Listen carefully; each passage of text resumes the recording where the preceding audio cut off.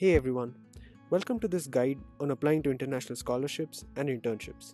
This is a 10-part audio series which takes you through the various aspects of applying, securing, and working abroad as an undergraduate student. This series is primarily for the Indian audience, but it can be more generally used by anyone from the global south. I hope you find this useful. Let's dive right in.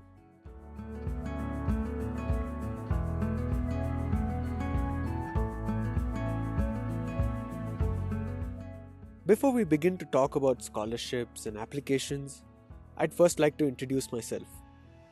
I am Akshay. I'm a master's student specializing in ecology at the Indian Institute of Science, Bangalore. Briefly said, my work focuses on better understanding the impacts of anthropogenic change on ecosystems using various study taxa. If you would like to know more details about my work itself, you can find it on my website, akshaybharadwaj.weebly.com. I'll link this in the description below. Relevant to this series, during my undergraduation in IISc, I have received 4 different scholarships and grants from varied governmental, NGO, and private sector sources. Having had substantial exposure to playing this game, I decided to share some of my learnings with all of you via this 10-part series. The audience I'm targeting with this series are undergraduate students in India and more generally the global south who would like to work abroad for a short period of time. I'm certain some of you watching this video must be thinking that these scholarships and foreign internships are only for the overly studious, perpetually working students. Well, if you're thinking this, you're not alone. I did too. But you'd be happy to know that I am a living contradiction to this. After 4 years at IISc, my GPA stands at a modest 8.4 out of 10, steadily rising from 7.2 at the start. Now enough talk about me and grades, boring. Let's get started on helping you work abroad this summer. Let's begin by understanding who this series is really for. Well, it pertains mainly to those who are either looking for funded opportunities to work abroad at research institutions or seeking to secure funding for a project for which they already have the consent of a professor for.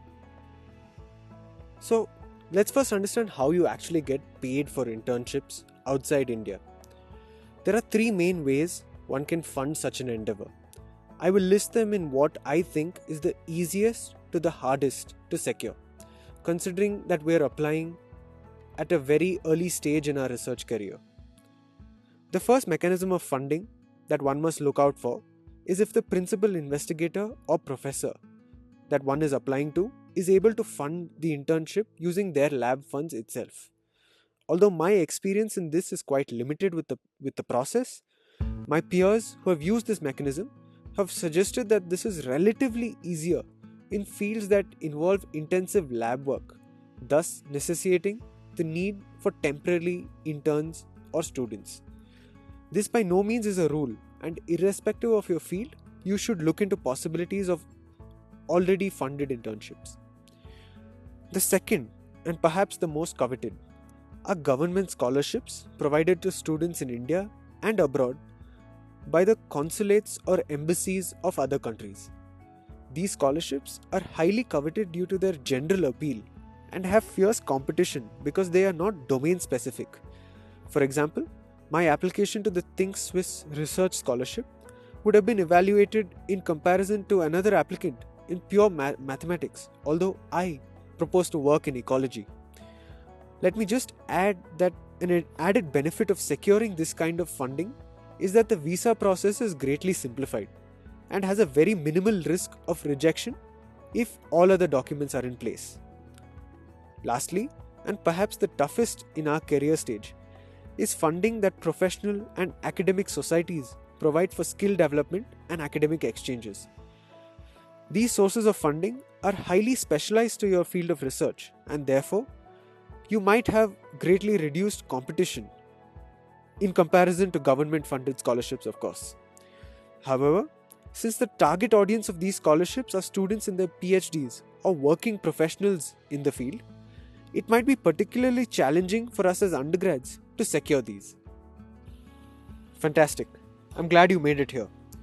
My apologies for the sound of rain in the background. I'm currently in the field where I'm recording this. But let's continue.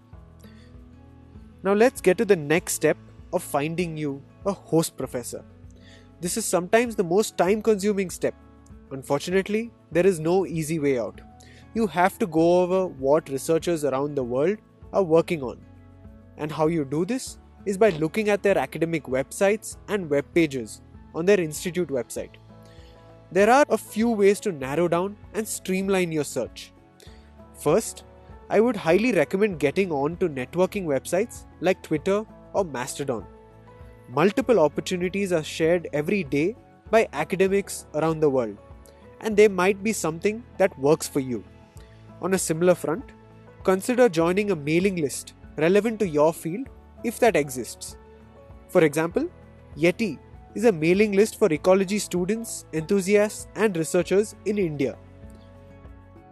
I do acknowledge that a large number of adverts on such platforms are for PhD or postdoc level researchers, and only a very small subset seeks undergraduate applicants. Nevertheless, it is a worthwhile avenue to find out where and who is seeking paid undergraduate research assistants or interns. Before you commence your search, I would also suggest you keep in mind which countries have scholarships available for foreign undergraduate students. The presence of scholarships need not be an all or nothing filter if you want to work in a certain institute or lab. These scholarships will certainly help you in case the professor cannot commit to funding your internship themselves, but is open to you working in their lab if you can secure your own funding. You can find a rather exhaustive list of scholarships available to Indian students and other students from the Global South across research domains on my website's Giving Back page. Great.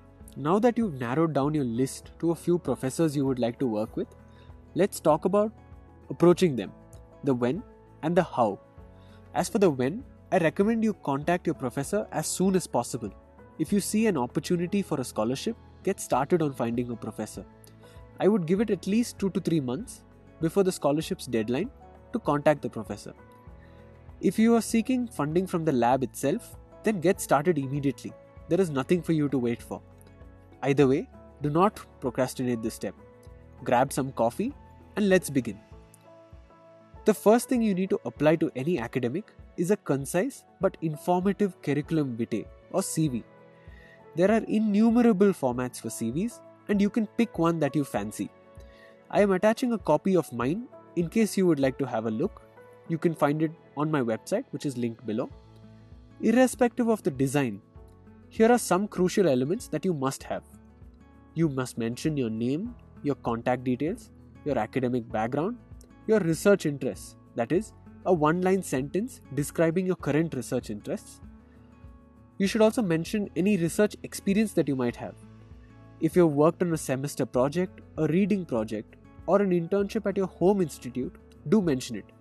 Provide 2 short, descriptive sentences elaborating on what you worked on and at what capacity for each of these. If you're someone with no research experience yet, don't worry. Add whatever relevant coursework that you've studied, which might be of interest to the work you're doing with that professor.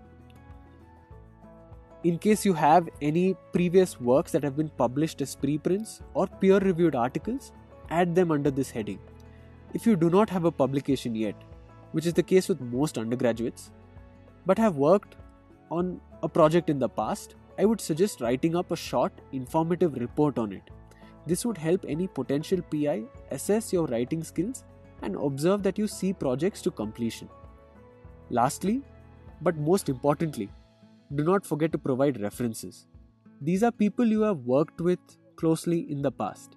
If you're someone just starting out on their research journey, you could mention any high school teachers or anyone else that you worked under.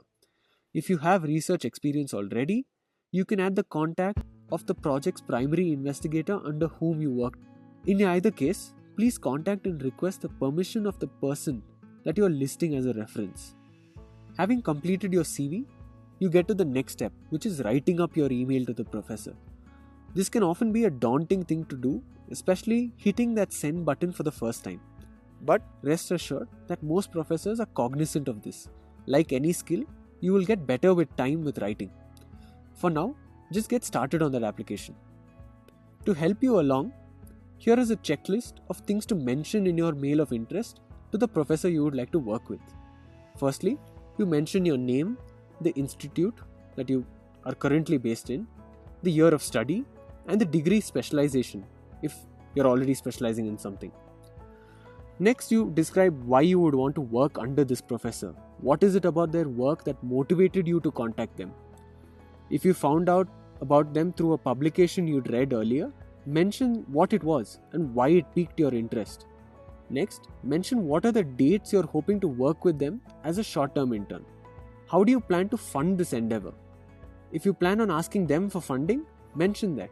If you plan on applying to government or external scholarships using the acceptance letter that they can provide, mention that as well. Whatever it is, mention it clearly. Avoid the use of informal language and stick to formal English. Be cognizant of the spellings of their names. Really, nothing is more annoying than an applicant who can't take the trouble to spell your name right. You can refer to them as Professor XYZ, which is a gender-neutral, formal way of addressing possible mentors. Ideally, end your email by requesting an online discussion about their research and a possible internship. Lastly, do not forget to thank them formally for their time and consideration of your application.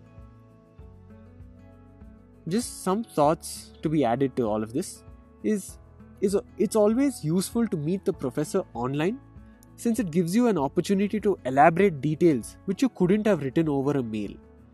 When/if you are able to secure a call with this professor, be honest in asking for all the perks and assistance that you would like to have.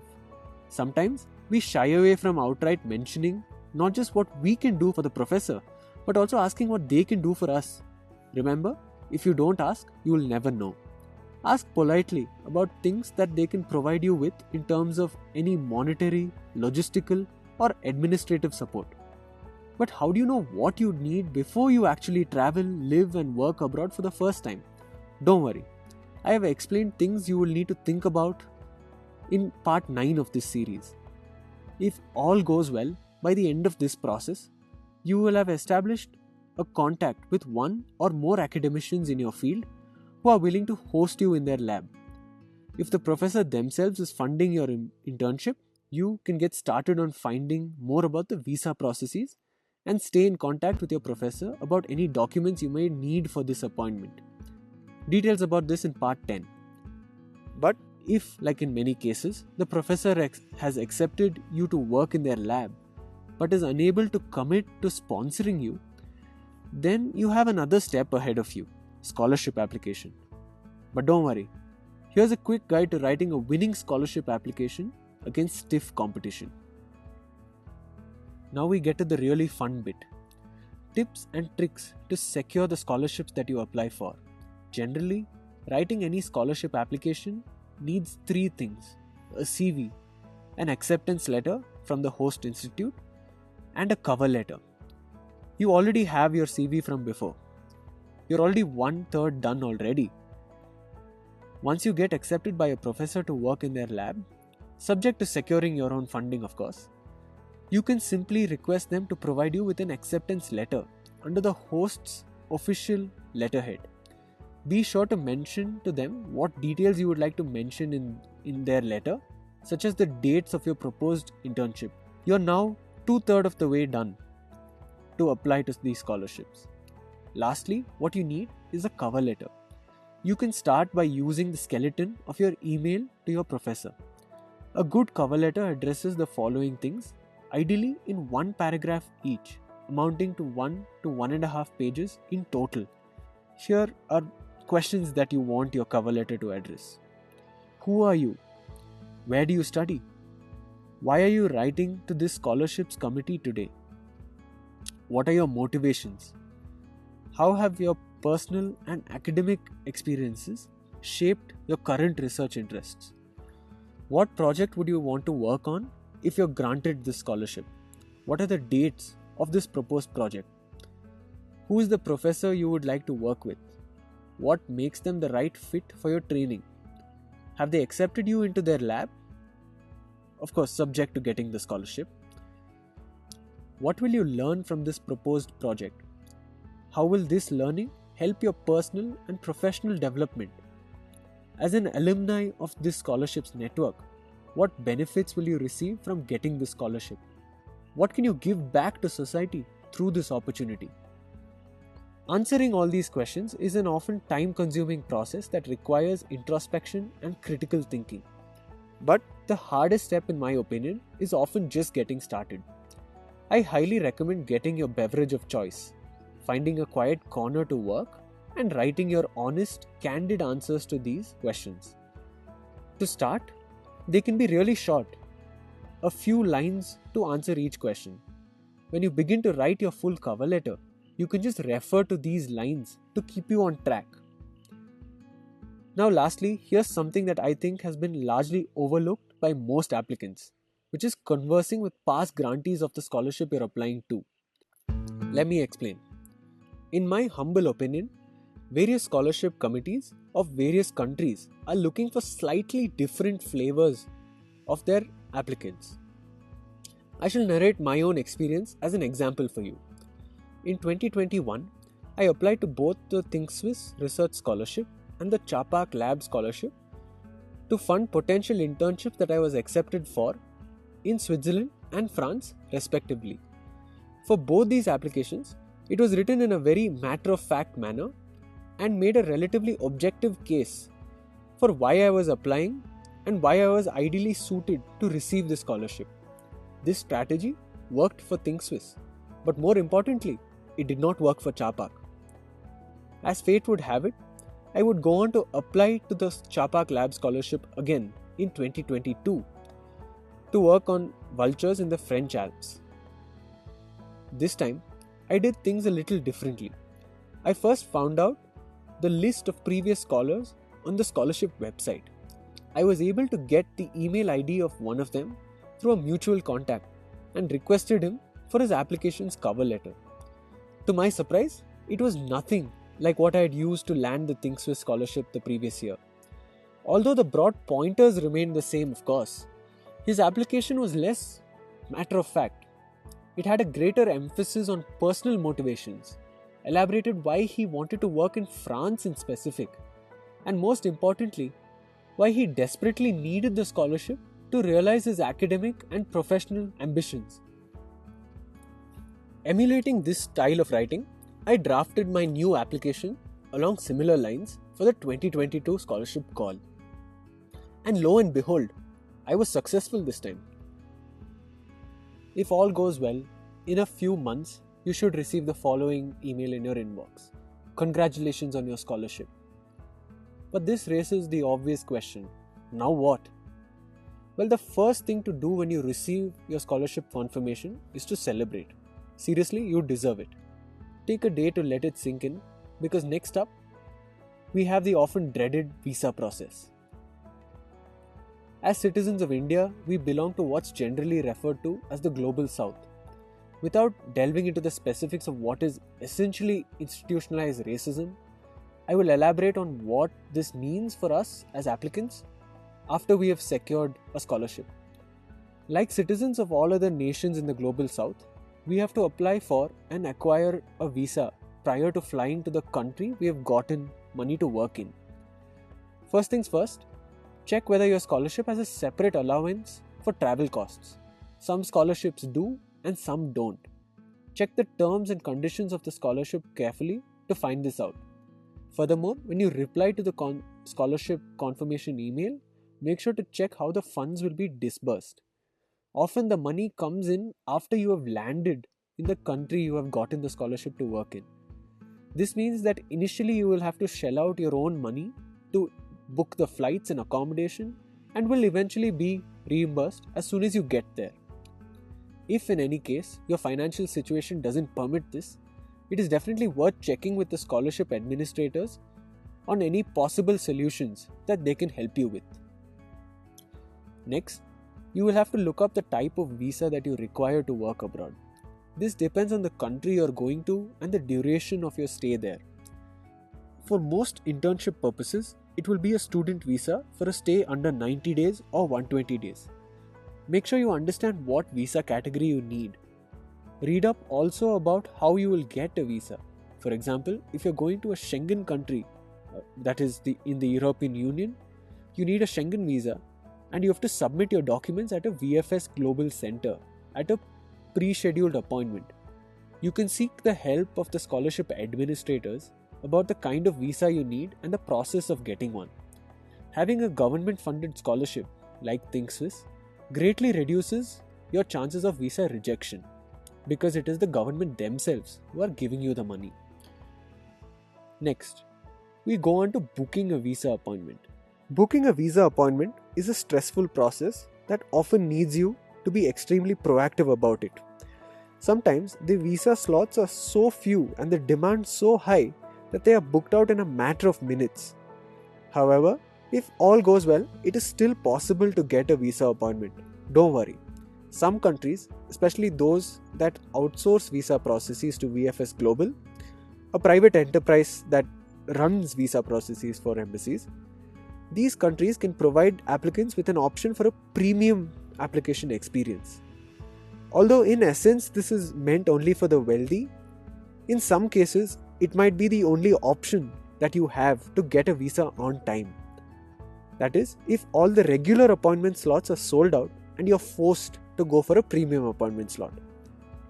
An important thing to keep in mind through all of this is that the granting of visas is not an instantaneous process. Depending on the country, the type of visa, and other administrative factors, your visa, which is printed in your passport which you submit during your application, your visa will reach you anywhere within a week to 2 to 3 months after your application's submission.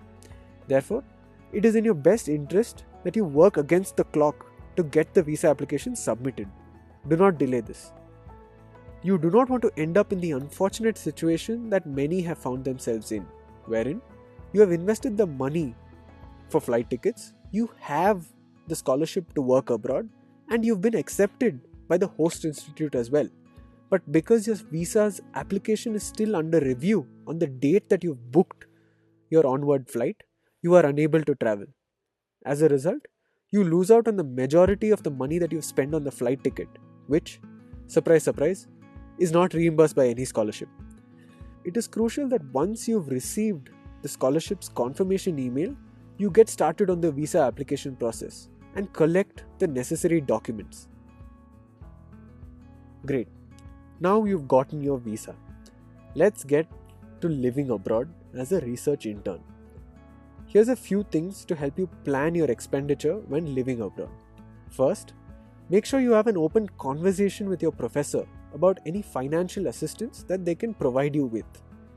In case you're being funded by them, make sure to find out how much they can pay you as a salary, if they can cover your travel costs from your home country, what the cost of living in that city is, and if they can help you with your search for accommodation. Sometimes, professors are able to get student lodgings for their interns, although this is not a norm. In case you're being funded by a scholarship, the protocol remains largely the same. First, you check how much the scholarship pays you and whether it has a separate travel allowance. Also check if the scholarship has any benefits in terms of waiving your visa application costs. Often getting a government scholarship like Chapak means that this cost is automatically waived off for you. If you're applying to a scholarship in the first place, it is likely that your professor has not agreed to pay you a salary. Irrespective of this, check with them if they can help you in any other way. I will narrate my own case to illustrate. For instance, when I worked at the University of Bern with my ThinkSwiss scholarship, my professor was able to reimburse me for the cost of transport to and from my place of residence, which was well outside the city. In any case, some scholarships give you just enough money to cover your living costs and nothing for travel or fieldwork. Let me explain again with an example. My professor in France was unable to provide me with a salary on top of my Chapak Lab scholarship stipend, because his grant was strictly meant for work-related expenses. Therefore, after much discussion, I suggested that he could instead help me by reimbursing my travel costs from India to Montpellier and back. This amounted to almost a month's salary of the Chapak stipend. He was able to check with his administrative staff and eventually make it happen. After discovering this, we were also able to pay for all my fieldwork expenses in France because his grant counted it as a work expense. What I'm trying to say is, be creative about how professors can help you. There is not just one way. Lastly, once you have your scholarship and visa sorted, the final challenge remains in finding a suitable and affordable accommodation at the place you're working in. Now, this can be a challenge again while you're living halfway across the world, but luckily there are some workarounds. The first thing to do is to check with your professor or previous scholars if they can suggest any student accommodations in the region. In France, for example, the cheapest accommodation for students is the Crew, a government-run student lodge. Although some of these lodges are an absolute administrative nightmare in languages that you do not comprehend, it is definitely worth considering because of how cheap they are. In case you're looking to go to France in specific, I have a tutorial on the entire process of getting a Crew room on my YouTube channel. Again, the link is in the description. In Switzerland, I found the student lodge to be overly expensive and unaffordable given my stipend. I was forced to be creative once again. I searched for an Airbnb in my region at an affordable price and was able to find one in a quaint town in the Swiss countryside called Schwarzenberg. Although it was a good 45 minutes train ride from my work, I decided to book it. My initial plan was to book it for a fortnight, during which I would find some place closer to the University of Bern. But as luck would have it, this was my best case scenario. I found myself living with a great host, a quaint town where everyone invited me for house parties and dirt bike rallies. What's more, I had the beautiful Swiss countryside at my doorstep. With time, I also found out that Airbnb has a near 30% charge on the rent you pay through it. To save money, I decided to pay the rent directly to my host as cash, eliminating the extra amount given to Airbnb. Again, this just goes to say that in terms of living and working abroad, be creative. But wait, there's a catch. If you've stayed through with me through this entire series, you must be quite motivated to secure a work experience abroad. I would like to end by putting a couple of important reminders and caveats to everything that I've spoken about. The first thing being that through this process there is a lot of rejection that you will receive. Rejections from professors when you apply to work under them, rejections from many scholarships you apply to, and if you're really unlucky, a delay or rejection of your visa. But I must say that as someone who has had a relatively good amount of exposure to this game, I can vouch for all the academic and non-academic learnings that you will get out of this. Yes, it can seem daunting at times. Yes, some elements of the system are beyond your control. But I would argue that being out of your comfort zone and having to start a fresh chapter in a place where no one knows you is definitely something worth trying once.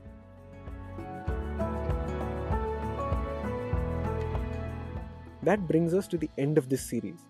I would like to remind you that there is a list of scholarships on my website, specifically on the Giving Back page on my website, akshaybharadwaj.weebly.com. Link in the description. If you found this series helpful to you, be sure to share it with your friends and peers who can also benefit from it. Remember, we're here to help each other out. I hope it has helped someone somewhere in some way. Best of luck for your applications. Cheers.